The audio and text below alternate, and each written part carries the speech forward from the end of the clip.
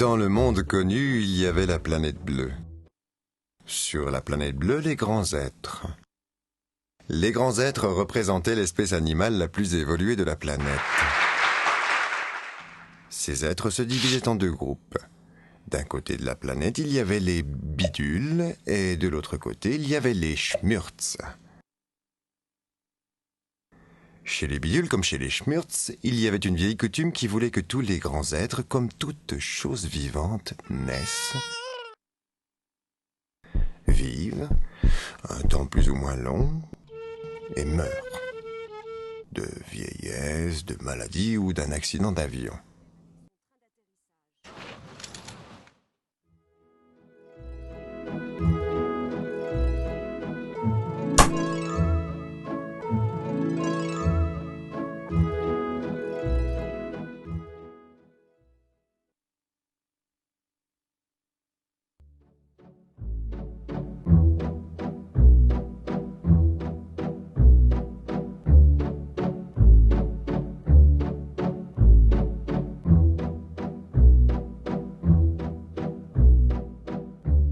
Les bidules. Les bidules étaient comme un certain Thomas il y a quelque temps. Ils ne croyaient que ce qu'ils voyaient. Ils pensaient donc qu'après être morts de vieillesse, de maladie ou d'un accident d'avion, leur corps se décomposait petit à petit pour finir par disparaître complètement de la surface de la planète. Ils pensaient qu'après leur mort, ils n'existaient plus. Les schmurts. Les schmurts croyaient en la métempsychose. La métempsychose, c'est une grosse doctrine selon laquelle une même âme peut animer successivement plusieurs corps humains ou animaux, et même des végétaux. Ils pensaient donc qu'après être morts de vieillesse, de maladie ou d'un accident d'avion, ils revenaient éternellement sur la planète bleue sous une autre forme. C'est la réincarnation.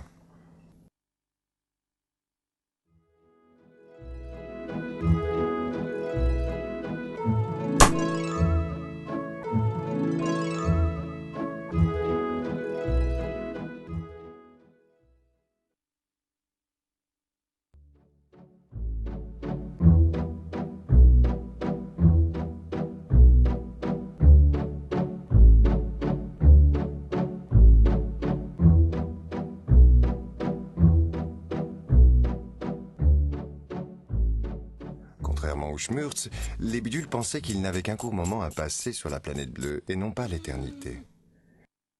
Et cette pensée les rendait tristes. Ils auraient bien aimé croire aussi qu'ils vivraient éternellement en renaissant systématiquement sous une autre forme et après être morts de vieillesse,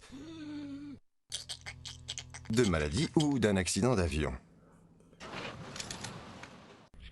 Ah, si ce fameux Thomas n'avait pas cru que ce qu'il voyait, les bidules auraient pu être heureux. Mais voilà, c'était comme ça et il fallait bien qu'il se fasse une raison. Alors ils essayaient de se consoler en se disant que s'ils laissaient une trace indélébile sur la planète bleue, on se souviendrait d'eux après leur mort et que, comme ça serait un peu comme s'ils n'étaient pas vraiment morts.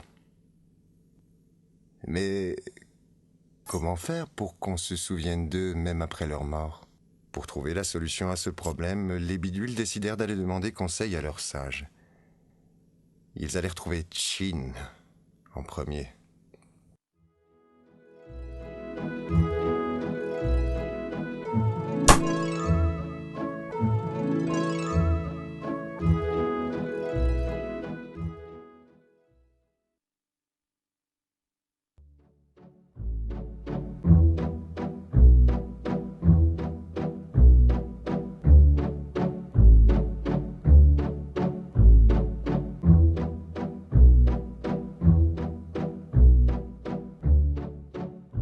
Chin était un sage très mal compris par ses congénères. Il pensait en effet que les bidules pouvaient réussir à trouver le bonheur durant leur vie. Il disait comme ça: tant que vous ne serez que des bidules, vous ne pourrez pas trouver le bonheur. Il faut que vous réussissiez à mourir symboliquement en tant que bidule pour renaître en tant que surbidule, et alors seulement vous pourrez être heureux. Mais les bidules, qui ne croyaient pas à la grosse doctrine mettant psychose des Schmurz, ne comprenaient pas comment ils auraient pu renaître en tant que surbidule après être morts en tant que bidule. Du coup, ils prenaient Chin soit pour un illuminé, soit pour un missionnaire envoyé par les Schmurz. Dans les deux cas, les bidules se méfiaient de Chin et prenaient un grand soin à l'éviter.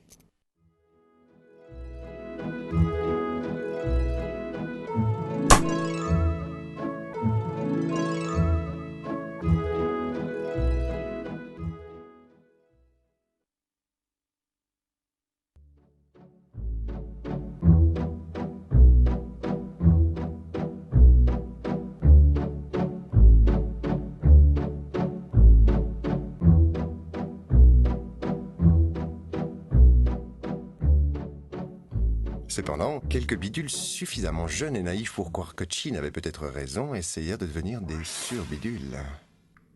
Malheureusement pour eux, les bidules ne comprenaient pas toute la portée du mot symboliquement, et beaucoup se tuèrent en essayant de mourir symboliquement. Cela provoqua un nombre assez important de décès sur toute une génération de bidules. Les autres, qui pensaient qu'ils n'avaient peut-être pas besoin de mourir pour devenir des surbidules, s'achetèrent des capes et des masques. Ils montèrent en haut des gratte-ciel et en sautèrent pour faire comme les super-héros de leur bande dessinée qu'ils assimilaient aux surbidules. Malheureusement, même avec un masque et une cape, les bidules ne savaient pas voler. Et là aussi, on dénombra un nombre considérable de décès. Suite à ces événements tragiques, les bidules prirent la décision d'enfermer Chin à tout jamais pour l'empêcher de corrompre à nouveau les jeunes esprits. Alors, les bidules se tournèrent vers Andy.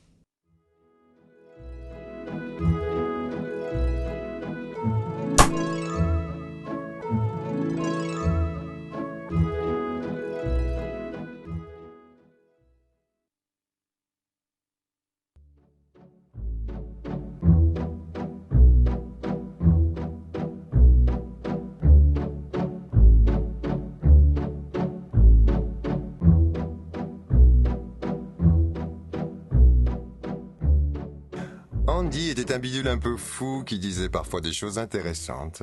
Il pensait qu'on se souvenait des chants célèbres même après leur mort et que donc, pour qu'on se souvienne d'un bidule après sa mort, il fallait qu'il devienne célèbre durant sa vie.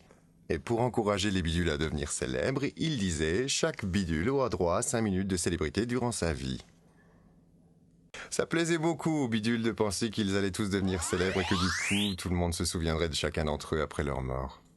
Alors, les bidules décidèrent de devenir célèbres. Certains choisirent de devenir artistes. On vit apparaître des bidules peintres qui se débrouillaient parfois pas trop mal, des bidules chanteurs, des bidules danseurs, etc., etc. Et tous ces bidules-là devinrent célèbres.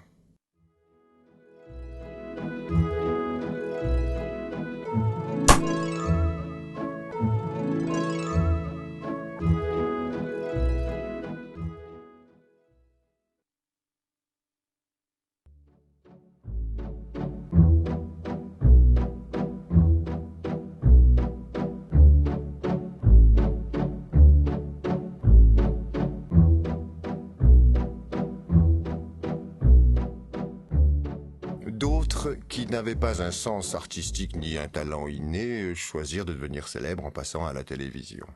Pour ce faire, il y en a qui jouèrent aux milliardaires, d'autres allèrent raconter leur vie dans des émissions comme C'est mon droit, d'autres encore choisirent de participer soit à la Star Story, soit à la Loft Academy. Et tous ces bidules-là aussi devinrent célèbres. Quelques-uns n'arrivèrent cependant ni à devenir artistes, ni à passer à la télévision. Alors, ces quelques derniers inconnus décidèrent de faire des trucs un peu dingues pour devenir célèbres. Certains se mirent à détruire des restaurants, d'autres braquèrent des banques, et même 2 ou 3 bidules se mirent à tuer d'autres bidules comme ça, juste pour devenir célèbres. Et ça marcha. Tout le monde parlait d'eux, même à la télévision. Malheureusement, tous ces actes étaient punissables par la loi et tous les bidules qui avaient fait des trucs un peu dingues profitèrent de leur célébrité en prison.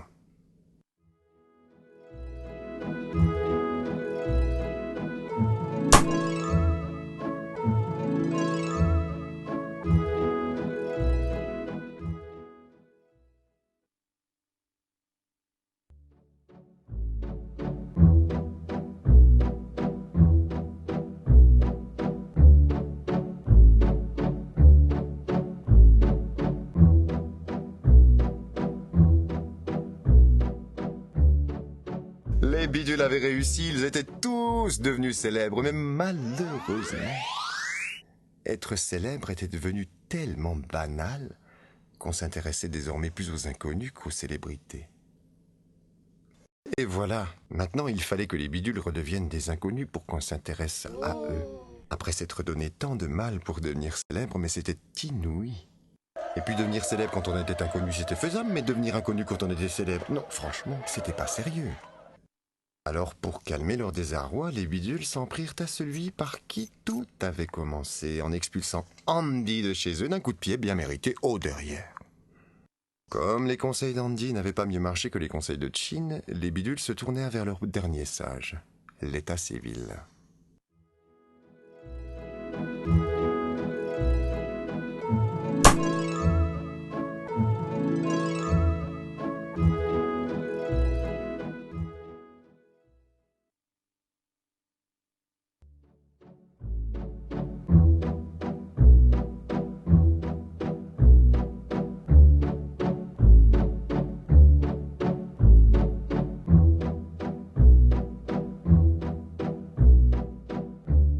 L'état civil était un sage qui avait beaucoup d'influence dans la communauté bidule.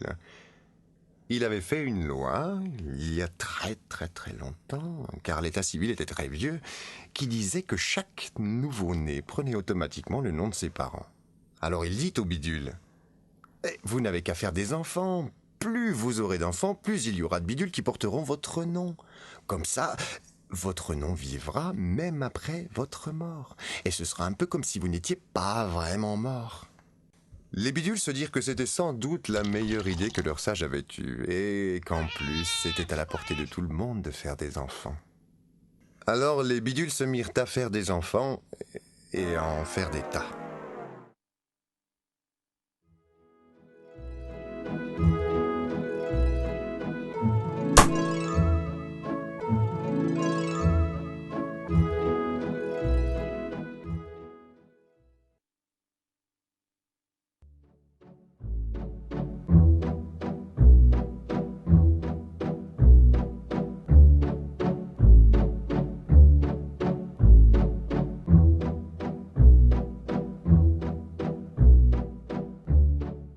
Les bidules se reproduisaient à une vitesse incroyable et leur nombre augmentait à vue d'œil. Il y eut bientôt tellement de bidules que leur côté de la planète commença à devenir trop petit pour eux. Alors ils vivaient les uns sur les autres. En plus de n'avoir plus de place, leur réserve de nourriture s'épuisait dangereusement, jusqu'au jour où il n'y eut plus rien à manger. Alors les bidules commencèrent à dépérir. Et ils moururent de faim, les uns après les autres. Bientôt, il n'y eut plus un seul bidule sur la planète. Tous ces événements nous montrent que la vieille coutume s'était trompée. Les bidules ne mouraient ni de vieillesse, ni de maladie, ni d'un accident d'avion. Foule danse, foule qui s'enroule, 10, 20 000, 1 million. De passion, dames en guerre, contre qui, contre quoi, le souvenir de silence. Et qui boit, qui gueule encore, contre qui, contre quoi, de toute façon. Et un faux manche au balai de sa tête, toutes ces fausses suppliques, et puis quoi, et trois, y a ce violon qui essaye de nous tirer des larmes, mais des larmes, y en a plus.